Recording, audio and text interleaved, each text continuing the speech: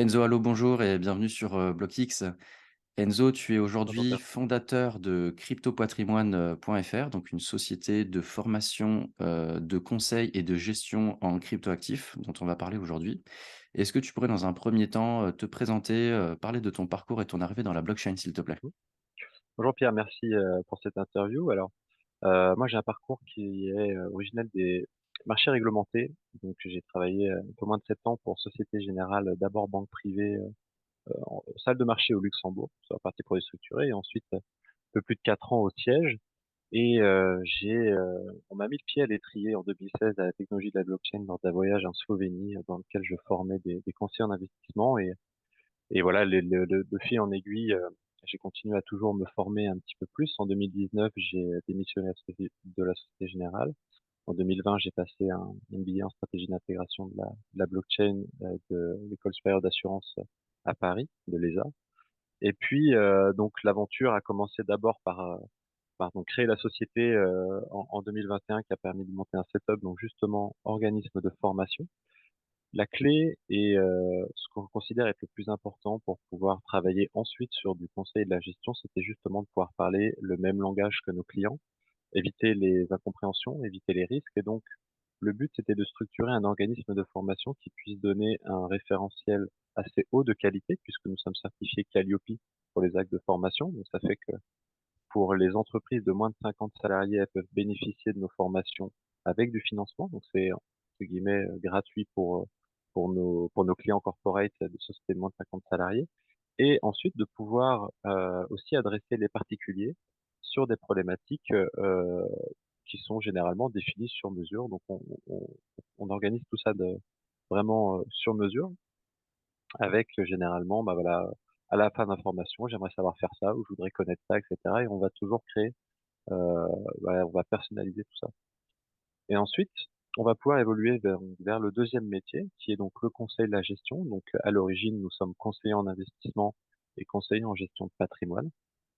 Euh, et donc, nous proposons à nos clients particuliers une allocation d'actifs, de cryptoactifs, pour être plus précis, sur laquelle faire, on va rendre adéquate par rapport à son profil de risque, par rapport à son horizon d'investissement, par rapport à ses connaissances, etc. Et donc ensuite, on va pouvoir leur proposer un mandat de gestion sur lequel on va faire la gestion justement de leur poche cryptoactif. OK, Voilà. merci, très clair. Donc effectivement, pour la formation, pour les formations des boîtes de moins de 50 salariés, hein, c'est gratuit avec ce qui est mis en place, avec l'administration française, donc c'est quand même bon à savoir, hein. Je pense Alors, ça que peut être gratuit. Effectivement, il y a une recherche de financement à faire auprès des OPCO. Donc ça, on s'en occupe pour le compte de nos clients. Mais voilà, généralement, ça se passe plutôt bien et il y a pas mal de fonds disponibles, effectivement, pour les sociétés afin de pouvoir se former. OK. Mmh. Avant de vraiment d'aller, plus profondément dans vos activités de conseil et gestion, moi je pense qu'il y a beaucoup de gens qui entendent parler de CIF, de CGP, de conseil en gestion de patrimoine. Je pense que ce serait bien de remettre tout ça un petit peu dans le Mmh mh. contexte. Est-ce que tu peux expliquer ce que c'est qu'un CIF et un CGP, Ouais. s'il te plaît? Alors, c'est des professions qui sont très normées, au niveau de l'État, au niveau de l'AMF, de l'ORIAS. Donc, chacun a un petit peu malheureusement, c'est marrant sa définition, mais pour moi, le CIF a plutôt une vision produit, allocation d'actifs, support d'investissement. Le CGP a généralement, une compétence, juridique qui lui permet de faire de la recommandation fiscale et de pouvoir avoir une vue un peu plus haute et réfléchir plutôt sur une allocation patrimoniale, en prenant en compte l'ensemble des actifs, du client. Donc voilà, on va dire que le CIF a plutôt une approche, on va dire, hem, produit, on va dire plutôt micro et le CGP une approche plutôt macro. Et c'est le cas aussi, puisqu'on va s'orienter vers cette partie-là puisque, donc, j'ai, donc dans la structure cryptopatrimoine.fr 2 nouveaux conseillers en investissement qui viennent d'arriver, dont un avec cette compétence qui va pouvoir nous proposer du conseil fiscal à nos clients ou en tout cas des recommandations fiscales. Voilà. Super, parce que jusqu'à aujourd'hui, c'était principalement, axé CIF et là, d'avoir cette complémentarité avec un CGP, ça va permettre, voilà, d'offrir un panel de services à vos clients, Et ça permet fin de compte de pouvoir proposer tout un parcours client, c'est ce qu'on s'est efforcé de faire, qui commence de la formation, conseil, gestion et avec cette partie fiscale, on va pouvoir également, ben, voilà, continuer, d'aller un peu plus loin dans le service proposé à nos clients, puisqu'on adresse plutôt une clientèle patrimoniale. Hem, J'aime comparer, alors ça peut sembler un peu présomptueux, mais je connais que ça. J'ai travaillé qu'en banque privée à l'origine chez Société Générale, donc j'ai jamais fait de banque de détail. Et donc on a décidé de créer une offre qui s'approche plutôt de la banque privée des actifs numériques, c'est-à-dire que chaque client a un conseiller dédié et un portefeuille sur mesure.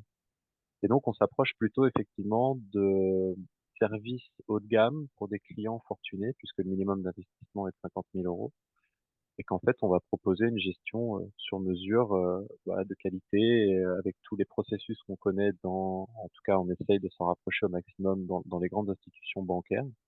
Heu, voilà, donc en termes de support, en termes de suivi, en termes de conseils. Voilà, nos clients nous peuvent nous contacter tous les mois, ils ont accès à différents produits, services en plus. OK. Voilà. J'ai vu aussi qu'il y avait des professions, donc pour rester pour avant d'attaquer la suite, donc CIF et CGP, il y avait des dépendants et des indépendants. Est-ce que tu peux clarifier Mmh. ça? C'est le mode de rémunération. Aujourd'hui, je pense que 95 du marché est non indépendant.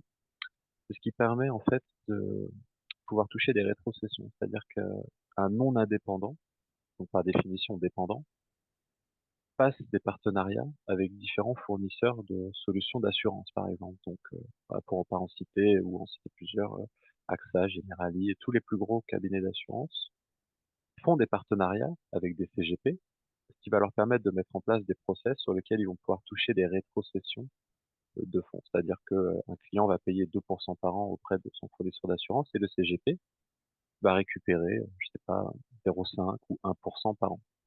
Ce modèle le permet.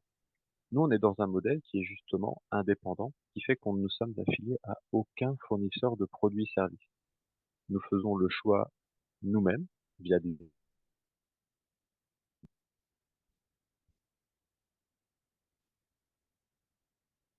Utilité, dépendant et indépendant. Ok, là, ça enregistre. Donc, je repars depuis le début? Oui. Ok. Ah, alors, pardon. Oui, alors effectivement, deux modes de rémunération aujourd'hui chez les CGP et CIF, qui sont donc indépendants et non indépendants. Le fait d'être non indépendant signifie qu'un CGP a passé, a signé des partenariats avec différents fournisseurs de produits, typiquement par exemple d'assurance, donc AXA, Generali, tous les plus grandes sociétés d'assurance, ce qui va permettre au CGP, lorsqu'il confie l'encours de ses clients à une société de gestion ou une société d'assurance, de toucher des rétrocessions. C'est-à-dire que un contrat d'assurance va vous prélever 2% par an et le CGP va pouvoir toucher 1% par an de rétrocession sur les encours que vous lui avez confiés. Ce qui est un modèle qui est très rémunérateur. C'est pour ça qu'aujourd'hui, 90, voire 95% des CGP pratiquent ce modèle. Nous, on est sur un modèle différent qui est de indépendant, qui fait que nous avons passé aucun partenariat avec aucun fournisseur de produits. Ça nous permet, en fin de compte, en face de chaque client, de répondre à un besoin particulier. C'est-à-dire que nous avons l'ensemble de potentiels partenaires, voilà, sur notre étagère, on a tous nos produits disponibles, et en fonction des besoins et des demandes clients, on va aller piocher dans ce qu'on considère vont être les produits les plus adéquats pour lui. Ce modèle-là, du coup, ne génère pas de récurrent, mais de l'honoraire. Et c'est selon moi un modèle qui va être voué à continuer d'augmenter puisque la problématique que je vois aujourd'hui et ce pourquoi nous on voulait lutter, ce sont les gros cabinets qui sont assis sur des milliards et qui touchent 1% par an sur les encours de leurs clients alors qu'ils vont faire 2 arbitrages par an. Pour nous, c'est un modèle qui ne va plus fonctionner puisque les générations plus jeunes aujourd'hui aiment se renseigner elles-mêmes, vont sur Internet, se forment. Et aujourd'hui, je pense que les jeunes générations ne seront plus prêtes à payer pour du conseil de la même manière que le font nos parents, puisqu'elles aiment avoir la main et pouvoir décider, etc. Et qu'aujourd'hui, ce modèle-là, je pense, va perdre un petit peu en, en part de marché. OK, Voilà. ouais, Bon, c'est c'est très ma clair. vision, c'est très personnel. J'imagine que la plupart de mes confrères ne la partageront pas, mais bon, pourquoi pas. On va dire quand on est que Yes. sur la blockchain, on essaye des disruptifs, donc il faut jouer le jeu jusqu'au bout quand même. Avant de parler, conseil et gestion, je voudrais juste discuter un petit peu de votre offre de formation. Pourquoi ne pas faire simplement du conseil et de la gestion? Pourquoi la formation aujourd'hui, elle est pertinente dans vos offres? C'est ce qui permet, d'adresser bon déjà ce parcours client, hein, qui du coup prend tout son sens, mais surtout, ça permet d'éviter les risques, les frustrations, comme je le disais. Hem, pour des clients corporate, on voit qu'il y a beaucoup de choses qui se passent aujourd'hui sur la technologie de la blockchain. Nous, notre vision, elle est de nous dire qu'effectivement, il y a des gros potentiels, il y a le business case Bitcoin et il y a tout le reste. Aujourd'hui, tout le reste, c'est beaucoup d'expérimental, donc il faut bien savoir que quand on investit, même si on parle de classe d'actifs et qu'on aime les appeler comme ça, on est aujourd'hui sur des technologies qui sont expérimentales, qui ont des bugs, et que lorsque on confie des centaines de milliers d'euros, c'est pas comme quand on investit 5 000 euros et qu'on paye pour voir et on va avoir un peu de rendement. On a besoin d'avoir une meilleure compréhension et on part du principe qu'on n'investit jamais dans ce qu'on ne connaît pas. Donc le but, pour moi, quand j'ai créé la société, ça a été de me dire, il faut que je puisse expliquer à quoi ça sert, comment ça fonctionne. Et donc, ben, en même temps, mais ça c'est la déformation professionnelle des métiers de la finance, mais je me suis dit, quitte à faire de la formation, bah, autant aller taper dans les certifications les plus hautes et me structurer de la même manière que je le ferais aujourd'hui sur la finance, par exemple en passant le statut de PSAN, etc., qu'on est en train de passer. Ben, le but, c'est que les cryptoactifs manquent clairement de confiance du point de vue des investisseurs. Le but, c'est de montrer qu'il y a des acteurs de confiance qui font les efforts de se mettre au cordeau en termes de conformité, en termes de juridique, en termes de certification, en termes d'offre de service, et fin de compte, d'essayer de professionnaliser un petit peu tout le secteur, puisqu'aujourd'hui, on voit beaucoup de... Alors, j'ai rien contre tout ça, chacun fait son métier comme il l'entend, mais les masterclass, les choses comme ça, nous, on essaie d'adresser, on va dire, une catégorie plus professionnelle, ou en tout cas qui a besoin de plus de structuration, de suivi, d'exercices, de questionnaires. Calliope, c'est une norme qui demande beaucoup de process, hein, c'est un référentiel d'État, et qu'on veut pouvoir apporter la qualité nécessaire pour pouvoir travailler, par exemple, comme des acteurs bancaires qu'on a aujourd'hui en client, qu'on n'aurait probablement pas si on ne s'était pas structuré de cette manière-là. C'est ce qui nous permet aujourd'hui de travailler avec des institutionnels, en fait. Sinon, ce serait pas possible, je pense. Ouais, ouais, ouais. Puis, comme tu disais, tous les process, tu as été martelé, avec ça pendant tout ton parcours, donc tu es bien calé et ça C'est rassure ça, énormément aussi, les clients en face, quoi. c'est le minimum. Aujourd'hui, je pense que les acteurs crypto, peu importe, hein, tous, on n'a qu'une seule chance. C'est-à-dire qu'à partir du moment où on fait la une sur une problématique qu'on aurait eu, je sais pas, problématique sur les fonds, sur les process, on a droit à une cartouche. Parce qu'on est sur déjà un actif qui est assez bancal, qui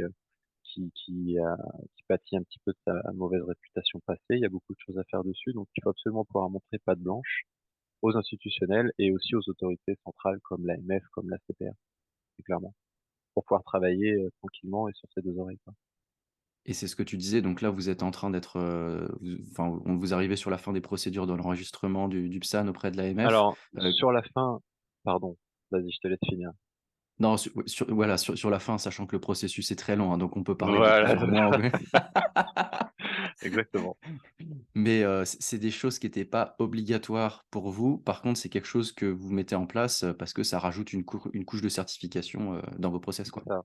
Aujourd'hui, le statut PSAN n'est pas obligatoire pour le conseil aux souscripteurs d'actifs numériques. Il est obligatoire pour le custody, le passage d'ordre pour compte de tiers, etc. Or, nous, on souhaite continuer de développer les différents produits et services. C'est le cas aujourd'hui avec l'application qu'on est en train de développer. Pour la petite histoire, on a réalisé une levée de fonds l'été dernier qui en partie nous sert à développer une application de gestion de cryptoactifs à usage professionnel, donc dédiée aux clients patrimoniaux et aux CGP qui les gèrent.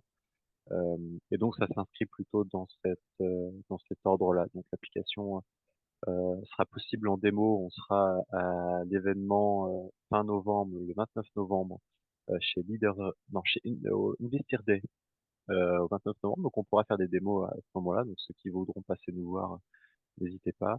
Le but, c'est de pouvoir avoir une gestion fine et professionnelle d'un portefeuille d'actifs, tout en laissant une vue au CGP, en ayant la possibilité de sortir un reporting fiscal, etc., etc. Ouais, on va À vos en oreilles. on On va en parler là, on attaque, conseil et gestion. OK? Donc, billet d'entrée 50 000 €, donc, ça s'adresse, pas à tout le monde, clairement. Non. Aujourd'hui, quelqu'un qui veut arriver, qui a 50, 100 000 €, on va dire, enfin entre 50 et 100 000 €, qui arrive chez, cryptopatrimoine, point .fr, comment ça se passe, de A à Z? Alors, on est sur un processus qui est tout à fait normé et qu'on a totalement copié des marchés réglementés et de ce que je faisais avant en tant que conseiller en investissement financier, chez Société Générale. On a un processus d'entrée en relation qui est, celui de devoir remettre une lettre d'entrée en relation, un questionnaire MiFID d'adéquation, une lettre de mission, une proposition d'investissement, du suivi et cetera. On a un modèle qui est tout à fait, on va dire, on n'a rien innové, là-dessus, hormis le fait qu'on ait mappé les cryptoactifs au-dessus du risque action. Vous avez une échelle de risque qui permet de calculer la value at risk par portefeuille, qui est le, en gros, pour schématiser, le potentiel de perte selon un horizon de temps. Euh, Chaque portefeuille a donc ce qu'on appelle la VAR, value at risk, qui est un petit calcul à faire en fonction du coup de référentiel de risque par type d'actif. Donc on va dire qu'une obligation va généralement être risque 1 si c'est une investment grade et supérieur si c'est high yield.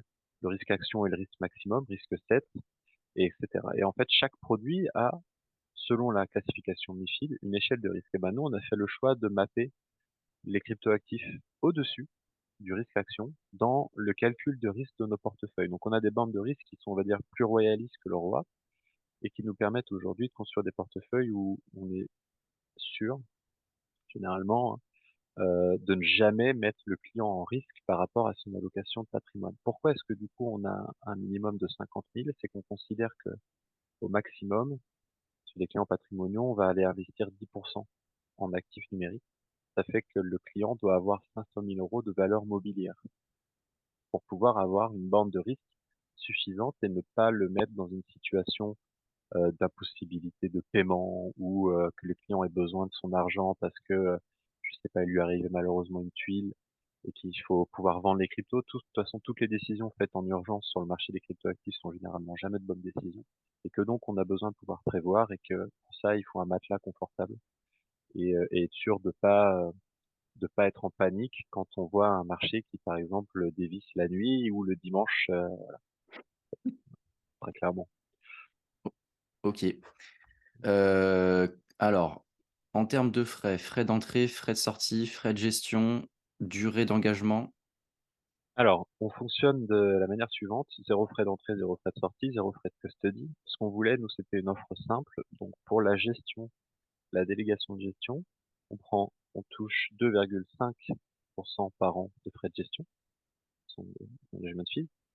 Et il y a un abonnement, pour ceux qui le souhaitent, de 990 € par an, qui permet d'avoir accès à l'application, d'avoir accès aux événements, d'avoir des formations, d'avoir l'accès aux conférences, d'avoir entre une demi-heure et une heure par mois au téléphone son conseiller en investissement dédié, etc., etc. Ce qui donne plein d'accès, qui donne aussi droit au reporting fiscal, etc. Donc c'est en fait un package complet.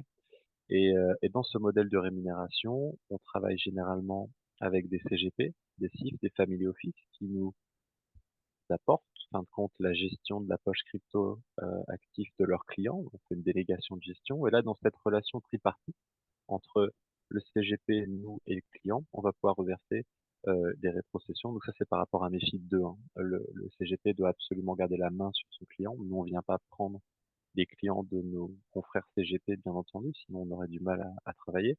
Mais on vient vraiment, en tant qu'expert, sur une poche dédiée, sur laquelle on s'est vraiment focus. Aujourd'hui, nous, on pourrait très bien bosser sur les actions, les obligations, les assurances, puisqu'on est conseiller en investissement.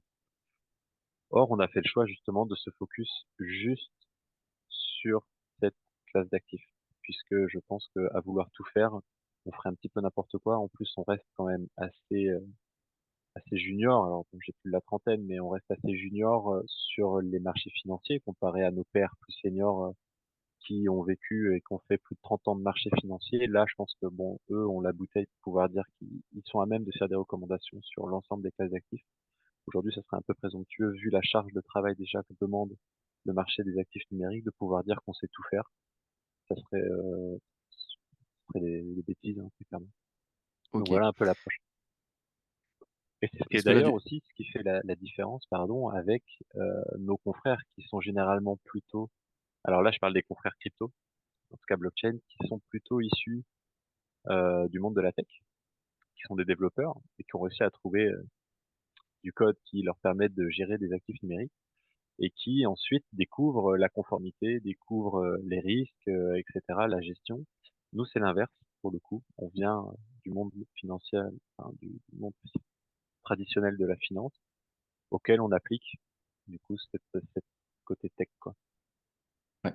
Donc, dans votre clientèle, ça va être, clients fortunés. Ça peut être aussi, d'arriver en tant que rang 2 de clients de gestion de conseiller en gestion de patrimoine. C'est ça. Heu Mmh. est-ce que vous avez aussi des entreprises qui viennent, Ouais. vous voir parce qu'au-delà de 50 000 €, qui pourront donner un petit enfin, faire Mmh. travailler un peu de trésorerie ou quelque chose C'est comme ça. ça? Mmh.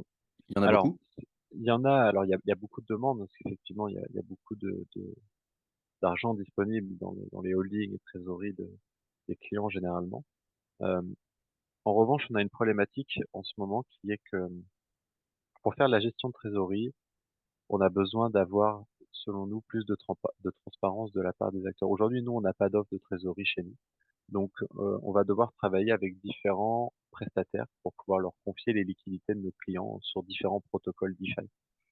Aujourd'hui, la problématique qu'on a, et du coup, je passe un coucou au président, enfin en tout cas au directeur de société qui propose de la DeFi en France, c'est d'avoir plus de transparence sur leurs protocoles utilisés. Quand on va confier, des centaines de milliers d'euros de nos clients sur des protocoles sur lesquels on va pas avoir de gouvernance, de la gestion, des choix de protocoles, et cetera. Aujourd'hui, c'est trop je considère que le couple rendement-risque va être plus élevé, enfin moins intéressant, on va dire, plus de risques sur de la gestion de trésorerie à base de protocoles de liquidité qu'investir sur du bitcoin en dur. Donc aujourd'hui, on n'est pas super à l'aise sur la recommandation d'offres de trésorerie en France. Donc on travaille en ce moment sur une étude de marché pour savoir quels sont les meilleurs acteurs, en tout cas selon nous, hein, selon nos propres critères bien entendu, hein, en termes de due diligence sur la gestion de trésor sur lesquels on pourra travailler. Mais aujourd'hui, ouais, on a un manque de transparence. Il y en a quelques-uns hein, qui révèlent voilà, le choix des protocoles. Ils vont avoir entre 3 et 5 protocoles DeFi et puis une gestion de plusieurs stablecoins, mais les rebalancements, on sait pas encore trop, les arbitrages, on sait pas qui choisit, on sait pas ce qui déclenche les arbitrages. On voit qu'il n'y a pas eu tout le temps des études sur la manière dont les stablecoins ont été collatéralisés. Par exemple, l'USDT, on voit que c'est quand même beaucoup de bons d'États souverains, etc. Bon, c'est un peu plus rassurant que ce qui va être, par exemple, des titres de créances de société qui vont être logés pour faire du collatéral de stablecoin. Ça nous convient moins, quoi. Donc, on veut faire aussi une étude sur le collatéral. Ouais, Donc, aujourd'hui, ça pour répondre à ta question, on fait un petit peu de trésorerie, mais c'est pas encore notre cœur de métier. OK. Les quand on vient vers vous, alors, vous venez forcément vraiment matcher votre offre, sur les objectifs du client. Les fonds restent, chez le client? Chez le Ça client. se passe Ah comment? oui. Nous, aujourd'hui, on n'est pas dépositaire, sinon on aurait l'obligation déjà d'être UPSAD. On a vocation à essayer de le devenir, bien entendu. Aujourd'hui, on travaille avec des plateformes d'échange, très clairement, et alors là, je vais pas pouvoir trop en parler, mais avec l'application, ça va pouvoir nous débloquer pas mal de choses à ce niveau-là, justement. Donc ça va être la partie qui va arriver d'ici, d'ici les 2 prochains mois, même pas. Super, ouais, OK. Ouais. Alors, parce que du coup, enfin, vous faites votre popote aussi en interne, vous avez toutes Mmh. vos offres. Aujourd'hui, je suis quelqu'un qui a un profil, qui souhaite avoir une aversion, enfin, comment tu conseilles quelqu'un qui a une aversion modérée au risque et quelqu'un qui, justement veut vraiment dynamiser, voilà, quitte à prendre Mmh. plus de risques? Aujourd'hui, c'est quoi votre position par rapport à ça? Qu'est-ce que vous leur offrez, concrètement? On a, Avec des exemples, hein. ouais, bien sûr. On peut construire différentes stratégies d'investissement. On a une approche qui est assez, linéaire dans la montée en compétences de nos clients. Aujourd'hui, recommander, tout ce qui va être lié au NFT, Metaverse, aujourd'hui, pour moi, peu d'intérêt pour différentes raisons. Les cas d'usage sont pas assez bons, et selon moi, ça percera pas avant 2025, quelque chose comme ça. Aujourd'hui, on est sur l'expérimentation et ça peut être un fond de portefeuille, mais ça doit pas être le cœur de la stratégie selon moi. Peut-être que je me trompe, mais aujourd'hui, je pense qu'investir dans de la DApp ou en tout cas des blockchains de layer 1 type, Ethereum, Solana, Polkadot, Polygon, Avalanche et cetera, permet d'être exposé, en fin de compte, à ces milieux-là. C'est-à-dire qu'en étant exposé à Ethereum, vous allez être exposé à l'ensemble des sous-secteurs potentiellement et l'ensemble des succès de ce réseau-là. Je l'explique généralement de cette manière-là à nos clients, dans le sens où, on parle parfois de la valorisation d'Airbnb. Ils me disent: «Mais comment est-ce que, Ethereum pouvait être valorisé 400 milliards, je sais plus combien au maximum, je sais pas combien ça fait aujourd'hui, il faudrait regarder ce matin, mais on est probablement encore dans des valorisations très hautes». Ils me disent: «Voilà, en fait, vous avez Airbnb qui est coté au Nasdaq et qui donc s'adresse à des investisseurs institutionnels qui ont l'habitude de voir ça et qui valait au plus haut 120 milliards et qui aujourd'hui vaut à peu près 80 milliards. Airbnb, c'est du code. Ils ont pas de mur. Bon, ils doivent avoir quelques locaux, mais je sais pas combien ils sont peut-être 150, 200. Donc, ils sont valorisés 80 milliards pour du code. Alors que Hilton est valorisé, je crois, entre 2 et 3 fois moins, alors qu'il possède des murs partout dans le monde et des immeubles gigantesques, une image de marque, et cetera. Donc on voit déjà que dans la tête des investisseurs, c'est pas un problème d'avoir une société, où il y a juste du code valorisé le double qu'une société internationale, qui a des dizaines d'années d'existence. Potentiellement, Ethereum, c'est, des centaines d'Airbnb développés sur son réseau et qui, pour faire fonctionner cette application, va avoir besoin de gaz et donc d'Ether. Et le business case, il se fait tout seul, en fait, à partir de ce moment-là. Et on a plutôt une approche justement de se dire que on a une approche très défensive dans un milieu assez dynamique, assez agressif, et que en plus de diversifier par zone géographique, admettons que vous investissez 100% dans Polygon, vous allez être, malgré la décentralisation, qui n'est pas tout à fait aujourd'hui, vous allez quand même être un peu surexposé à l'Inde. Euh, Tout ça, en fin de compte, c'est grâce au fait qu'on y soit depuis 2016 et on a la peau dure sur tous les gadins qu'on a pris depuis 2016. Je pense que tous ceux qui y sont depuis longtemps le partagent. Si vous étiez surexposé à la Chine il y a 2 ans, vous avez pris un gros gadin sur votre portefeuille parce que la Chine a une réglementation qui n'était pas tout à fait claire et qui aujourd'hui l'est un peu plus et qui a été assez tranchante sur le sujet. L'Inde, depuis un moment, ça a été un petit peu la bascule, on n'y va pas, on n'accepte pas. Et donc en plus donc de diversifier par différents secteurs. On va diversifier aussi par zone géographique. On va diversifier par métier, par valorisation, par capitalisation. Donc voilà, en termes de stratégie, on peut à peu près tout faire, mais on va éviter quand même de partir sur des choses trop exotiques. Au début, en tout cas, d'allocation. C'est-à-dire qu'un client qui vient, qui n'a encore jamais investi, ça va être Bitcoin, Ethereum de base pour commencer et avec un petit peu d'évolution. Quelqu'un qui aurait déjà un portefeuille et qui connaît, là, on va pouvoir effectivement aller sur des choses un peu plus exotiques. Mais il faut absolument faire les choses d'une manière progressive selon nous. Ça marche.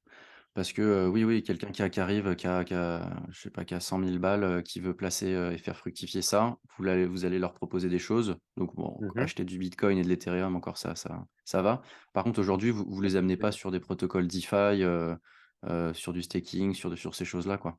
Si, alors le stacking, bien sûr, on optimise, au maximum tout ce qu'on peut optimiser.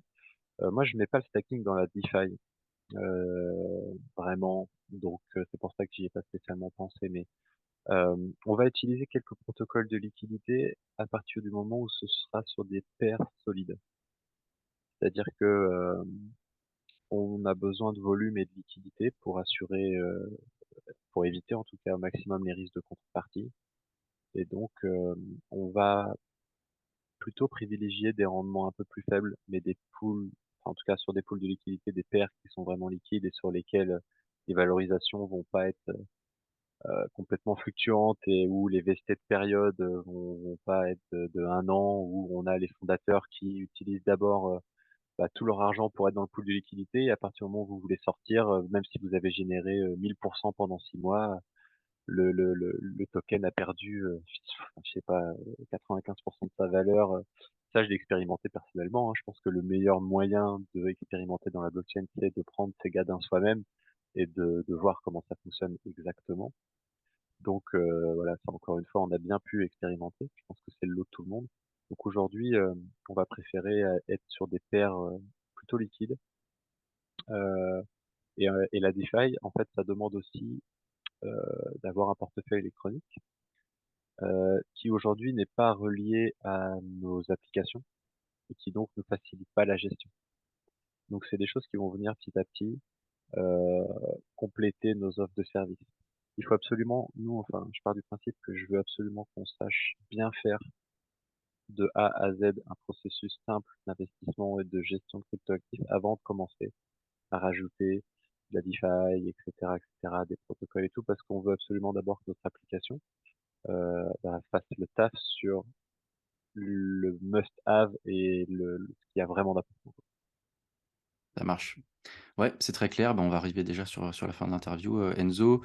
Pour un petit mot de la fin, éventuellement, si tu peux, parler un peu de la roadmap sur 2023, Ouais. si vous avez des choses, Alors là, donc on vient d'avoir 2 conseillers d'investissement qui viennent de nous rejoindre.